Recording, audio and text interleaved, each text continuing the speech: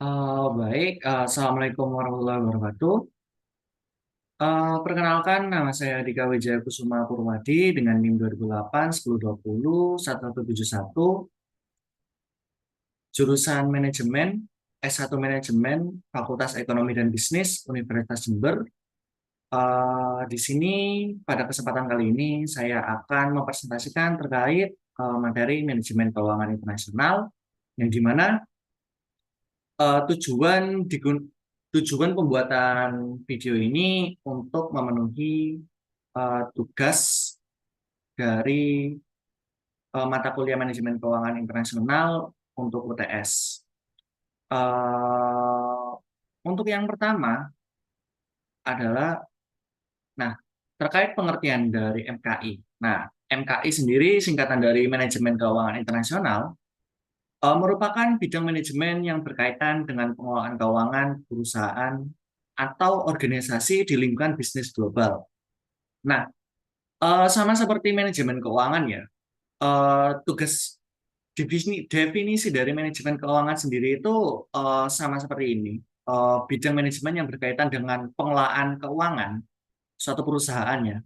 Hanya saja perbedaan dari MKI dengan manajemen keuangan itu terkait internasionalnya.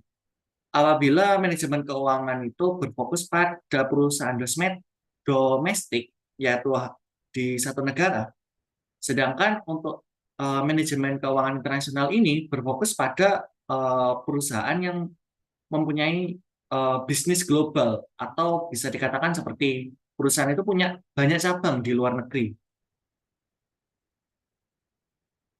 Nah, tentu MKI ini melibatkan pengambilan keputusan keuangan yang mempertimbangkan aspek-aspek internasional. Dalam kasus MKI ini seperti contohnya perbedaan mata uang, risiko politik, peraturan perdagangan internasional, dan perbedaan sistem perbajakan di berbagai negara. Nah, kita sudah tahu pengertian dari manajemen keuangan internasional ini ya, dan perbedaannya dengan manajemen keuangan saja. Lalu kita berlanjut kepada tujuan. Nah, tujuan dari manajemen keuangan internasional ini yaitu untuk mengoptimalkan penggunaan sumber daya keuangan internasional, mengelola risiko yang terkait dengan operasi lintas negara, dan memaksimalkan nilai perusahaan dalam konteks global. Nah, sama seperti di manajemen keuangan ya, seperti tujuannya itu untuk mengoptimalkan penggunaan sumber daya keuangan perusahaan dan bagaimana mengelola sumber daya itu, mengelola resiko yang terkait operasional, lalu memaksimalkan nilai perusahaan itu tersebut. Nah, kalau dalam konteks dari manajemen keuangan internasional ini sendiri kita tahu ya, penggunaan sumber daya keuangan ini tentu tidak hanya satu macam mata uang. Banyak mata uang negara lain juga digunakan. Dan juga di sini mengelola resiko-resiko yang ada di manajemen keuangan yang di domestik sendiri itu berbeda dengan resiko yang ada di eh, internasional. Tentu resikonya akan lebih besar karena kita berbicara tentang perusahaan yang ada di berbagai negara, dan itu diatur oleh suatu organisasi atau suatu perusahaan. Dan tentu setelah kita mengoptimalkan penggunaan sumber daya keuangan tadi dan mengelola risiko, kita berharap juga dapat memaksimalkan nilai dari perusahaan itu. Dengan kita dapat memaksimalkan nilai, otomatis pendapatan ataupun nilai perusahaan itu secara valuasi itu akan meningkat secara signifikan. Itu terkait tujuan dari MKI sendiri ya. Lalu, nah, di sini terkait ruang lingkup. Nah, ruang lingkup pembahasan dari manajemen keuangan internasional ini ada 5 ya.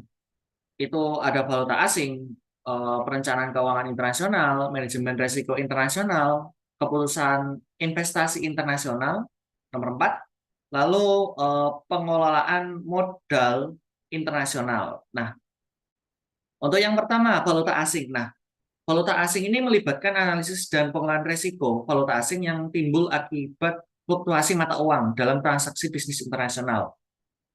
Lalu juga perusahaan itu harus mempertimbangkan bagaimana fluktuasi nilai tukar mata uang dapat mempengaruhi nilai transaksi, laba, dan risiko mereka. Tentu transaksi saat hari ini dan 1 bulan ke depan ataupun seminggu ke depan itu berbeda.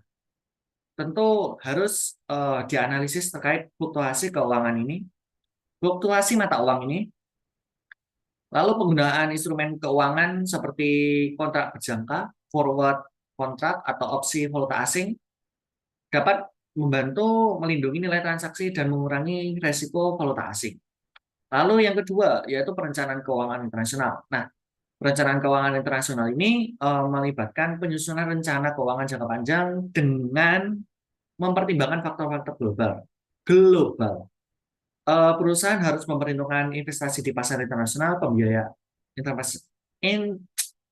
investasi di pasar internasional, pembiayaan dari berbagai negara, dan pengelolaan arus kas lintas batas.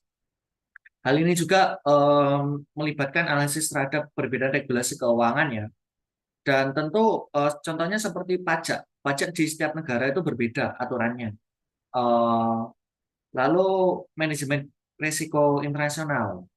Ini berkaitan dengan identifikasi dan pengelolaan risiko yang timbul dari operasi bisnis di negara-negara asing. Tentu resikonya itu bisa dari resiko valuta asing, resiko politik, resiko suku bunga, risiko likuiditas, serta risiko hukum dan peraturan yang berbeda di setiap negara tempat mereka beroperasi.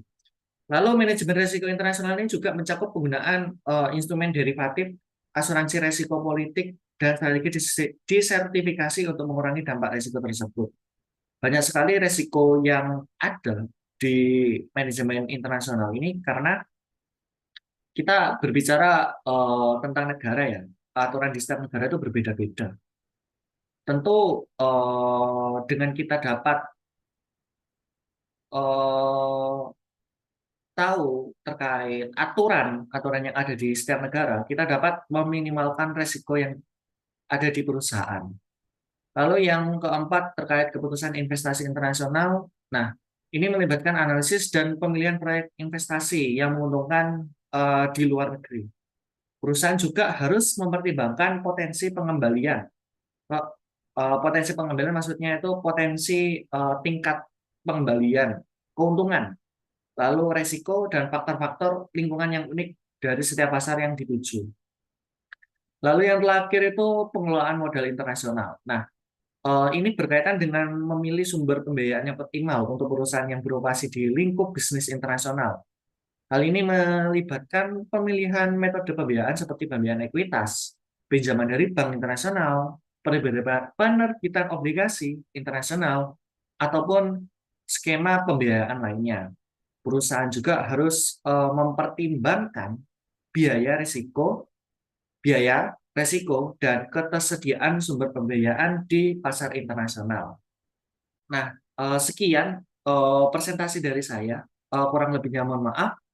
Wassalamualaikum warahmatullahi wabarakatuh.